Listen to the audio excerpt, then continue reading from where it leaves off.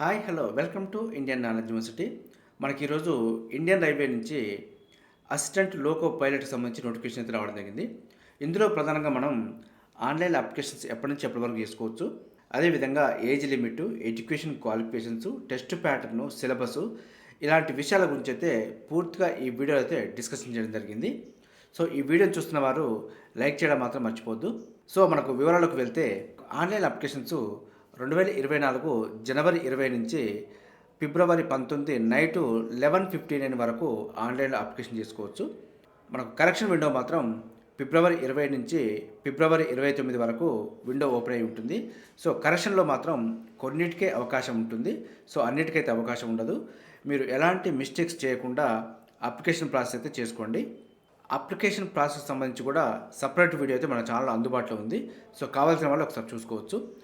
So మనకు assistant loco pilot అనేది level 2 క్యాడర్కి రావడం జరుగుతుంది. సో గ్రూప్ డి పోస్ట్ అనేది లెవెల్ 1 పోస్టులు. సో గ్రూప్ డి కంటే ఇది ఒక లెవెల్ ఎక్కువ అని చెప్పుకోవచ్చు.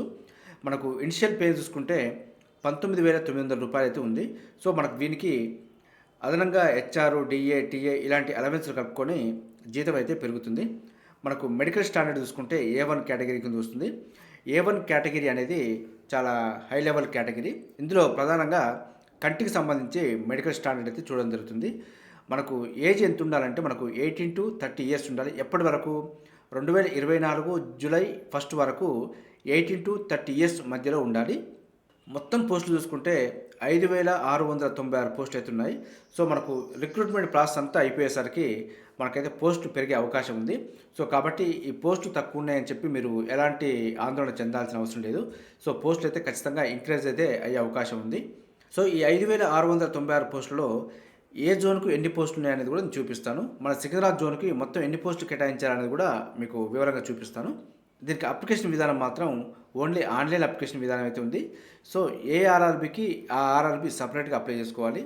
సో ఒకటి కంటే ఎక్కువ అప్లికేషన్ చేస్తే మాత్రం ఇది ఆన్లైన్ ప్రాసెస్ కాబట్టి మీ ఫామ్స్ అయితే రిజెక్ట్ అయ్యే అవకాశం ఉంది. కాబట్టి ఏదో ఒక బోర్డుకి సెలెక్ట్ చేసుకొని మీరు అప్లికేషన్ చేసే ప్రాసెస్ అయితే చేసుకోండి. సో మెడికల్ స్టాండర్డ్లో A1 కేటగిరీ కాబట్టి మనకు డిస్టెన్స్ విజన్ అనేది 6/6, అదేవిధంగా 6/6 వితౌట్ గ్లాసెస్ తోటి ఉండాలి. మనకు ఫాగింగ్ టెస్ట్ కూడా చేయడం జరుగుతుంది. అంటే మనకు మంచులో కూడా టెస్టింగ్ అనేది ఉంటుంది. మనకు పొగమంచులాగా ఉంటే అందులో కూడా చూసే విధంగా మనకు టెస్ట్ అయితే ఉంటుంది. మనకు నియర్ విజన్ అనేది 0.6 మరియు 0.6 వితౌట్ గ్లాస్ తోటి ఉండాలని చెప్పి ఇవ్వడం జరిగింది. మరియు ఖచ్చితంగా అయితే కలర్ విజన్ మరియు binocular vision and field of vision మరియు నైట్ విజన్, మ్యూజోఫిక్ విజన్ ఇవన్నీ కూడా పాస్ కావాలని చెప్పి మనకు ఇవ్వడం జరిగింది. ఇది మనకు A1 మెడికల్లో అయితే ఇవి టెస్ట్ అయితే ఉంటాయి. సో ఏజ్ లిమిట్ చూసుకుంటే మనకు 18 to 30 ఇయర్స్ 2024 జూలై 1 వరకు ఉండాలి. వీటికి రిలాక్సేషన్ కూడా ఇవ్వడం జరిగింది. So SC and ST category వాళ్ళకి 5 ఇయర్స్ వరకు ఉంటుంది. ఓబీసీ నాన్ క్రిమినల్ క్యాండిడేట్స్కి 3 ఇయర్స్ వరకు ఉంటుంది. ఎక్స్ సర్వీస్మెన్లో అన్రిజర్వ్డ్ అండ్ ఈడబ్ల్యూఎస్ వారికి 3 ఇయర్స్, ఎక్స్ సర్వీస్మెన్లోనే ఓబీసీ మరియు నాన్ క్రిమినల్ వారికి 6 ఇయర్స్, ఎక్స్ సర్వీస్మెన్లో ఎస్సీ అండ్ ఎస్టీ వారికి 8 ఇయర్స్ వరకు రిలాక్సేషన్ ఇవ్వడం జరిగింది. మిగతా వారికి సంబంధించిన రిలాక్సేషన్ కూడా ఇక్కడ ఇవ్వడం జరిగింది. సో ఒకసారి వీడియో పాజ్ చేసి చూసుకోండి. మిగతా వారు ఎవరైనా ఉంటే మాత్రం ఎగ్జామ్ ఫీజు చూసుకుంటే ఆల్ క్యాండిడేట్స్కి 500 రూపీస్ పే చేయాల్సి ఉంటుందని చెప్పి ఇవ్వడం జరిగింది. ఇందులో ఎక్సెప్షన్ కూడా మనకు ఒక క్లాస్ ఇవ్వడం జరిగింది. సో 500 రూపీస్ ఎవరైతే పే చేస్తారో ఈ 500 రూపీస్ పే చేసిన వారికి మనకు CPT 1 స్టేజ్ 1 ఎగ్జామ్ రాసిన తర్వాత 400 రూపీస్ అయితే రిటర్న్ రావడం జరుగుతుంది. సో ఇందులో కొంతమందికి మినహాయింపు ఇవ్వడం జరిగిందని చెప్పినగా ఇందులో SC, ST, ex servicemen and female, transgender, minorities లేదా ఎకనామికల్లీ బ్యాక్వర్డ్ క్లాస్ ఈబీసీ వారికి అయితే 250 రూపీస్ ఆన్లైన్లో పే చేసుకోవాలి. ఈ 250 రూపీస్ కూడా స్టేజ్ 1 CPT 1 ఎగ్జామ్ రాసిన తర్వాత ఈ 250 రూపీస్ బ్యాంకు ఛార్జెస్ పోను మిగిలిన అమౌంట్ అయితే రీఫండ్ రావడం జరుగుతుంది. సో ఈ కేటగిరీ వాళ్ళు మినహాయించి మిగిలిన వారు ఎవరైనా 500 రూపీస్ పేమెంట్ చేయాలి. ఈ కేటగిరీకి చెందిన వారు మాత్రమే 250 రూపీస్ పే చేయాలి. స్టేజ్ 1 తర్వాత 250 రూపీస్ కూడా రిఫండ్ రావడం జరుగుతుంది. మనకు మోడ్ ఆఫ్ పేమెంట్ చూసుకుంటే ఓన్లీ ఆన్లైన్లో మాత్రమే పేమెంట్ అవకాశం ఉంది. దీనికి నెట్ బ్యాంకింగ్ కానీ, debit card, credit card, UPI payment ఏ విధంగానైనా మనకు పేమెంట్ అయితే చేసుకోవచ్చు. రిఫండ్కి సంబంధించి మనకు ఆన్లైన్ ఫామ్ ఫిల్అప్ చేసేటప్పుడు మనకు బ్యాంక్ నేము, అకౌంట్ హోల్డర్ నేము, అదేవిధంగా అకౌంట్ నెంబరు మరియు IFSC కోడ్ డీటెయిల్స్ అయితే అడుగుతుంది. సో దానికి సంబంధించిన డీటెయిల్స్ అయితే మీరు ఆన్లైన్ ఫామ్ ఫిల్అప్ చేసేటప్పుడు ఎంటర్ చేయండి. ఇందులో ప్రధానంగా ఎక్స్ సర్వీస్మెన్ కోటా వారికి అయితే వర్టికల్ రిజర్వేషన్ అయితే వర్తించదు. ఇందులో ఓన్లీ హారిజంటల్ రిజర్వేషన్ మాత్రం ఇవ్వడం జరిగింది వారికి. సో హారిజంటల్ రిజర్వేషన్ మరియు వర్టికల్ రిజర్వేషన్ డౌట్ ఉన్న వారైతే మన ఛానల్లో సపరేట్గా వీడియో రూపంలో ఉంది. కావాల్సిన వాళ్ళు ఒకసారి అక్కడ చూసుకోవచ్చు. మనకు ప్రధానంగా రిక్రూట్మెంట్ ప్రాసెస్ ఏ విధంగా ఉంటుందని చూసుకుంటే మొత్తం అయితే మనకు 5 స్టెప్స్లో ఉంటుంది.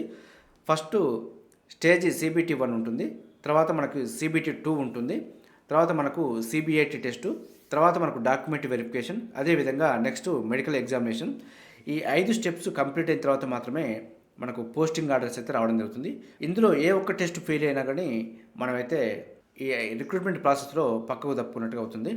సో మనం స్టేజ్ 1 CBT 1కి సంబంధించి చూసుకుంటే CBT 1కి సంబంధించి టెస్ట్ ప్యాటర్న్ మరియు సిలబస్ చూసుకుంటే మనకైతే టోటల్గా 60 మినిట్స్ ఇవ్వడం జరుగుతుంది. క్వశ్చన్స్ అయితే 75 రావడం జరుగుతుంది. మనకు 1 అవర్లో 75 క్వశ్చన్స్ అటెంప్ట్ చేయాలి. ఈచ్ క్వశ్చన్కి 1 మార్క్ ఉంటుంది. సో 75 క్వశ్చన్స్కి 75 మార్క్స్ ఉంటుంది. ఇందులో మనకి రాంగ్ ఆన్సర్కి 1/3 నెగిటివ్ మార్కింగ్ ఉంది. సో ఎగ్జామ్ రాసేటప్పుడు మీరైతే 1కి 2 సార్లు కన్ఫర్మేషన్ అనుకున్న తర్వాతే ఆన్సర్ పెట్టండి. సో 1/3 అనేది చూడడానికి సింపుల్గానే ఉంటుంది, కానీ మనకు వచ్చిన మార్కుల నుంచి 1/3 తీసేస్తూ వెనక్కి తీసుకురావడం జరుగుతుంది. ఇందులో అయితే కంపల్సరీ మినిమం పర్సంటేజ్ అయితే ఎలిజిబిలిటీ పెట్టడం జరిగింది. ఇందులో అన్రిజర్వ్డ్ అండ్ ఈడబ్ల్యూఎస్ కేటగిరీ వాళ్ళైతే 40% మినిమం పర్సంటేజ్ రావాలి. ఓబీసీ నాన్ క్రిమినల్ వాళ్ళైతే 30%, ఎస్సీ వారికి 30%, ఎస్టీ కేటగిరీకి అయితే 25% మినిమం ఈ పాస్ పర్సంటేజ్ వస్తేనే మనకైతే ఎలిజిబిలిటీగా తీసుకోవడం జరుగుతుంది స్టేజ్ 2కి. ఇందులో సిలబస్ చూసుకుంటే మనకు మ్యాథమెటిక్స్ మరియు mental ability and general science and general awareness, ఈ 4 టాపిక్స్ నుంచి అయితే క్వశ్చన్స్ రావడం జరుగుతుంది.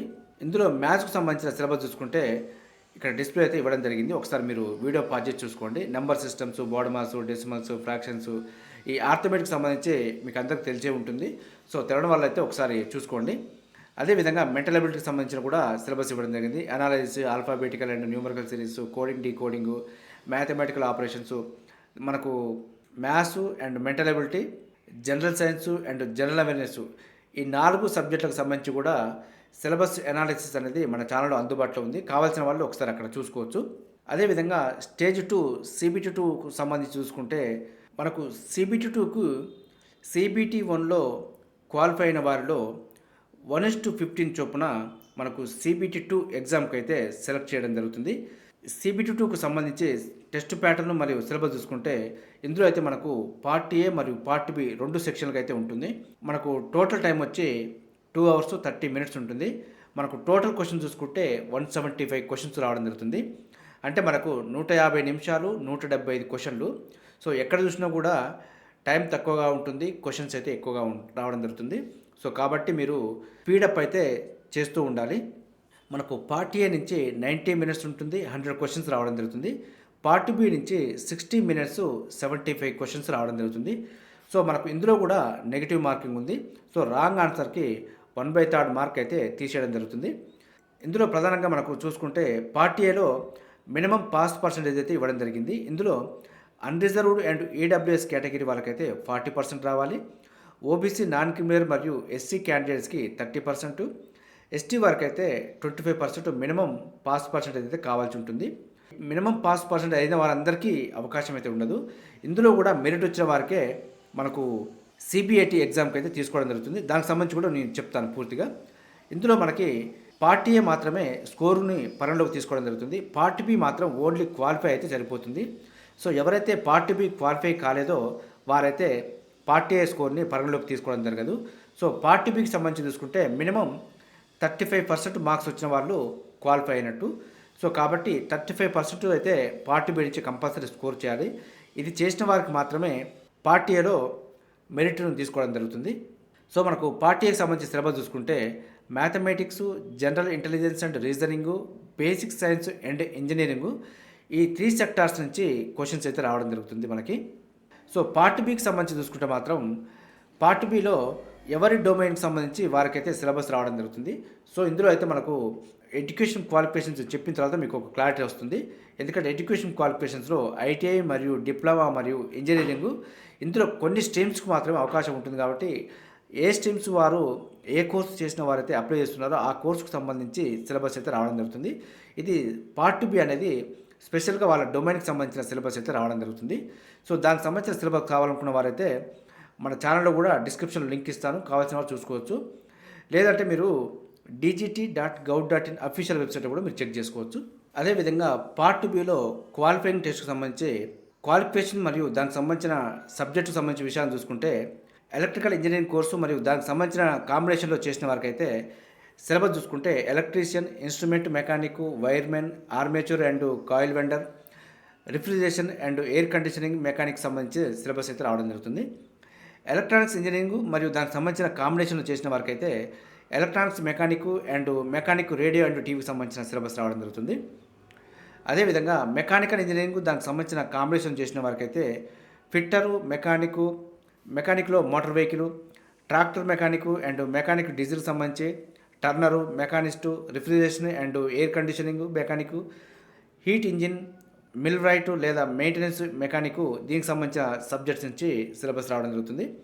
అదేవిధంగా ఆటోమొబైల్ ఇంజనీరింగ్ మరియు దానికి సంబంధించిన కోర్స్ చేసిన వారికి మెకానిక్ మోటార్ వెహికల్, అదేవిధంగా tractor mechanic diesel, heat engine, refrigeration and air conditioning mechanic సంబంధించి సిలబస్ రావడం జరుగుతుంది.